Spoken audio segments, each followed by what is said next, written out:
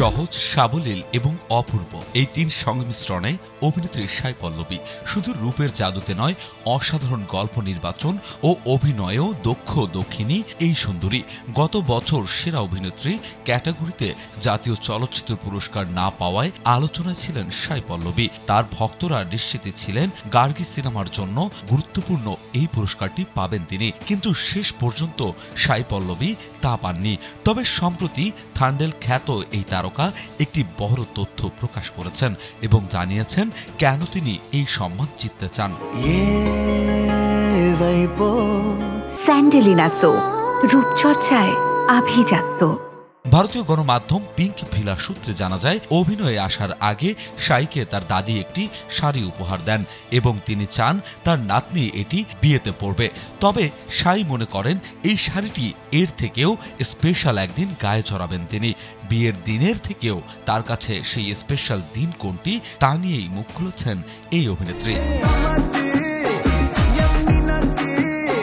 এই বিষয়ে সাই বলেন, জাতীয় পুরস্কার আমাদের দেশের জন্য যেমন অন্যতম সেরা সম্মান, ঠিক তেমনি এই শাড়িটি একই রকম সম্মানের। আমি ভাবতাম যদি কখনো জাতীয় পুরস্কার পাই তাহলে সেই সুযোগে ওই শাড়িটি পরব। তাই আমি অপেক্ষায় ছিলাম 2024 সালে গার্গী সিনেমার জন্য আমাদের দেশের সর্বোচ্চ পুরস্কারটি পাব।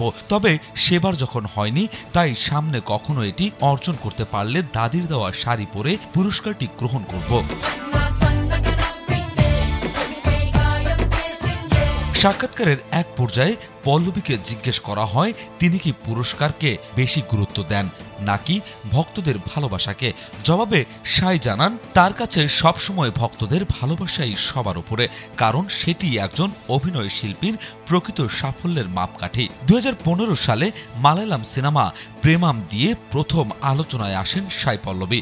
এরপর কালী, ফিদা, মারি 2, আথিরান, শ্যাং সিংহ রায়, গার্গী সহ বহু সিনেমায় অভিনয় করে সাই পা ফেলেছেন তামিল, তেলেগু, মালায়ালাম সহ অনেক ইন্ডাস্ট্রিতে। সবখানেই তিনি সফল হয়েছেন। তবে এবার নিতেশ তিওয়ারির পরিচালনায় নির্মিত সিনেমা রামায়ণে রণবীর কাপুরের বিপরীতে অভিনয়ের মাধ্যমে বলিউডে পা রাখতে চলেছেন সাই পল্লবী, যেখানে ইয়াশ, রাকুল প্রীত সিং, সানি দেওল সহ আরও অনেক তাবর তাবর অভিনেতা অভিনেত্রীর একসঙ্গে স্ক্রিন শেয়ার করতে চলেছেন। বিনোদন ডেস্ক, কালবেলা।